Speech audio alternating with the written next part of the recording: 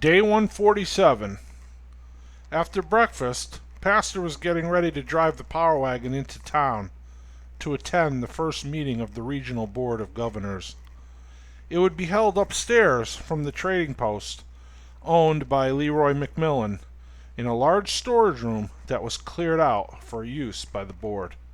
This would be the first meeting of the board, and currently only 4 seats had been filled.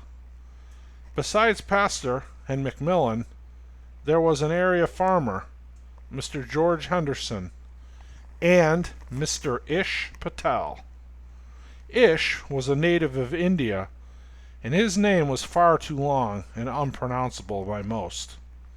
When introduced to others, he said his full name and chuckled boyishly, and simply said, "Please, please, just call me Ish."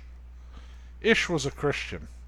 He got saved in India after he met a missionary who frequently visited his small village.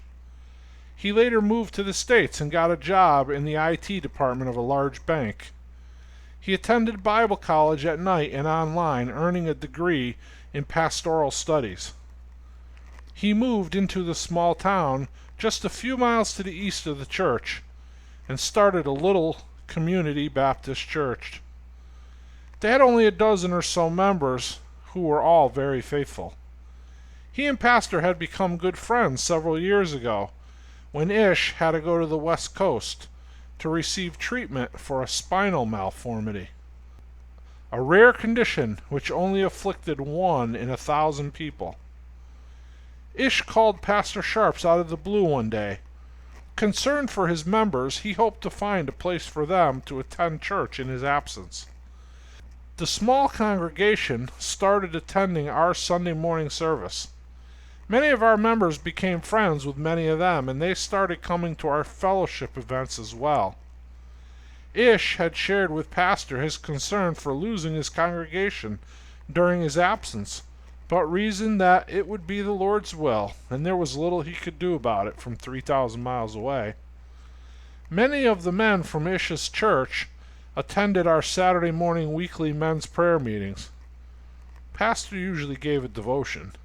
He always included an update on Ish's condition and a brief message from Ish. He always emphasized the love that Ish had for his people and how grateful he was that we all made them feel welcome.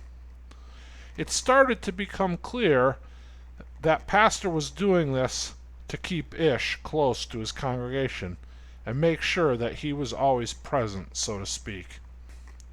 When Ish returned, every one of his people returned to the rented storefront church in the small town that Ish had started decades ago. Ish never forgot the efforts Pastor made to keep him connected to his flock during his absence, and the two became best friends. They met once a week without fail for over 12 years. They got together usually on Tuesday. They would have lunch and pray together for hours. They would share the burdens they both had as pastors. They counseled each other as well. Ish's friendship meant so much to Pastor. In him he had someone in which he could confide, someone who understood the challenges and stresses of pastoral ministry. It was Pastor Sharps who was adamant that Major Stillman consider Ish for a spot on the board. Pastor left church at 10 a.m., veering off course a few miles to pick up Ish. Together they drove into town for the meeting at noon. Greg accompanied them for security purposes. He would remain outside with the truck during the meeting, with his eye on the post from across the street. There he sat drinking coffee with Zeb Fairley, who accompanied his father, Carl, for the same reasons. Major Stillman called the meeting to order. Seated at the table was Pastor, Ish, Leroy McMillan, and George Henderson. Sitting away from the table in a chair off to the side was Carl Fairley. Also in attendance was Lieutenant Saunders, the 2 railroad executives, and several residents of the town. As the meeting was called to order, Major Stillman read off the agenda for today's meeting. Item 1 was to introduce the interim board members. Item 2 would be to appoint a chairman to the board who would run the meetings going forward. Item 3 was to brief the board on the status of post security and go over the procedures for ongoing security measures that are being put in place for the train service. As he was reading the agenda, outside, across from where Zeb and Greg sat sipping coffee, there was an old Chevy truck approaching slowly from the west. So slowly, in fact, that it seemed odd to Greg. He put his coffee down, nudged Zeb, grabbing his rifle as he stood up. There were 2 men in the cab of the truck and at least 2 more in the bed. As the truck passed Greg and Zeb, still a good 50 feet off from the heavily fortified trading post, Zeb saw one of the men in the back of the truck lighting what appeared to be a Molotov cocktail. As he reached his arm back to launch it, Zeb yelled out to him.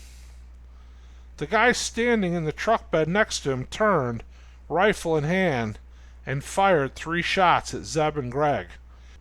Greg returned fire, hitting the man with the rifle. His friend launched a lit bottle of gasoline, and it broke the window where the meeting was being held, exploding as it entered the room, spraying burning fuel onto the floor.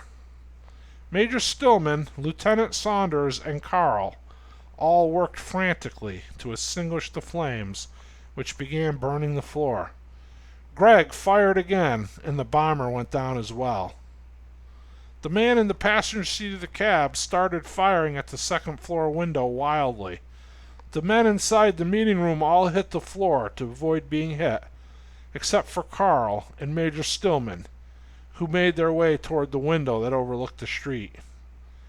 2 of the post sentries stepped out onto the street and started firing their M4s at the truck. First, the passenger was hit, and then the driver.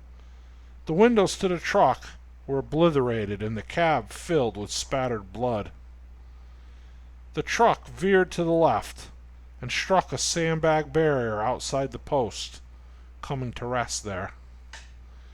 At that moment, a 5th man with a .308 scoped rifle was lying prone on a porch roof, a block and a half back in the direction the truck came from. He fired once, hitting one of the sentries in the head. The second sentry, as well as Zeb and Greg, started firing at his position, which was a good distance off. The sniper fired again, killing the second sentry. Zeb and Greg, positioned behind the power wagon, continued to fire in his direction. By this time, Carl was outside across the street, firing and advancing at the same time toward the sniper. 4 other soldiers from the work detail, now outside, advanced, firing also as well. With the gap between the sniper and the advancing men closing, the man on the porch roof jumped down into an alley adjacent to his position and hopped on an old dirt bike he had propped against the wall there. He sped off down the alley and into the street on the next block over. Carl and the soldiers ran over and down the alley into the street as well. They looked down the road in the direction the sniper fled. He was gone. In the fall from the roof, the sniper dropped his rifle. In a panic, he fled without taking the time to run over and retrieve it from the street. Carl walked over and picked it up. He looked it over and noticed a small insignia etched into the wooden stock. It was that of a square box with an X inside of it. He had seen that mark before. One of the soldiers put his hand out and told Carl, "I'll take that rifle." Carl looked at him and responded, "I got it. You can go back to work." As he started to walk away, another of the 4 soldiers stepped in front of him and said, in a more demanding tone, "It isn't a request, friend. That rifle was used to murder 2 of our men. We're going to need it for the investigation." Carl refused again, saying, "First, I'm not your friend. Second, I'm the new constable here, and I'll be leading the investigation. And third, if you don't step out of my way, your buddies will be carrying you home today, son." The other 3 soldiers stepped up next to the first, and he repeated, "Give us the rifle. This is a military matter, not something for you to bother with, Barney Fife." As Carl turned to walk away, the soldier grabbed his shoulder. Carl lifted his right arm, swinging it around the man's arm behind his elbow and lifting up, locking and overextending the soldier's elbow. At the same time, he swept his leg around behind the soldier's, kicking it out from under him.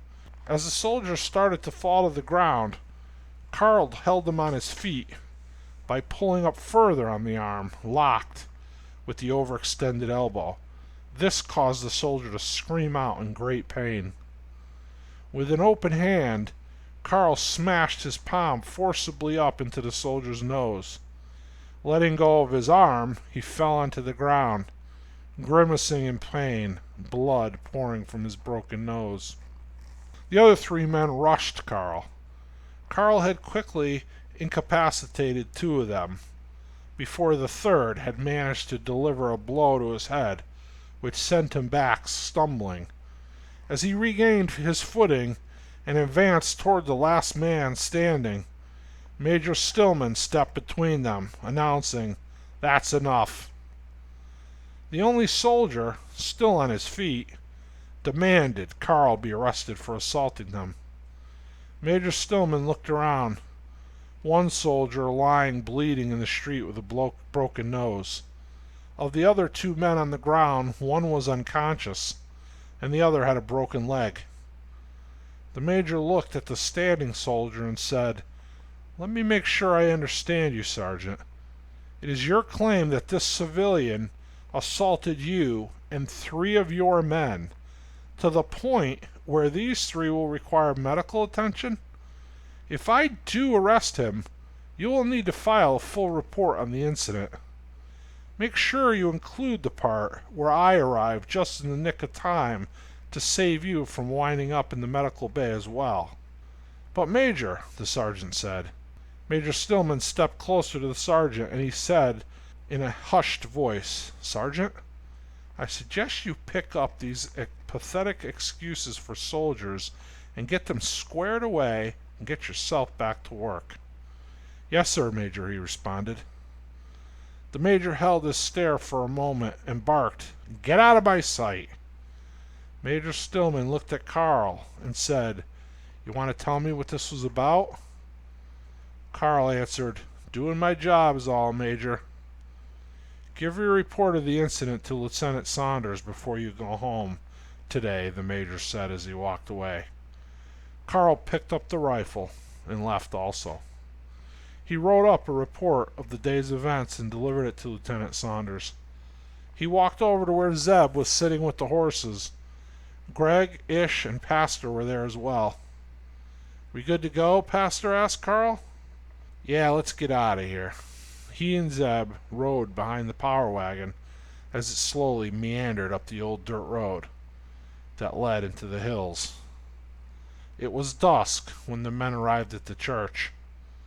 Carl and Zeb decided to bunk there for the night, since both men were heading back into town in the morning, and it would cut 8 miles off of their trip home tonight and another 8 on the trip back tomorrow.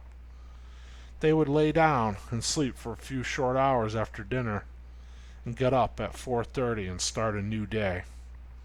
Greg told Carl he would have Lee radio Abigail and let her know that they were spending the night. After dinner, Carl met privately with Pastor. He filled him in on what he knew about the sniper's rifle he retrieved from the street earlier that day, how he recognized the brand and the stock. Pastor told Carl he had to share that info with the major, that he had to tell them what he knew.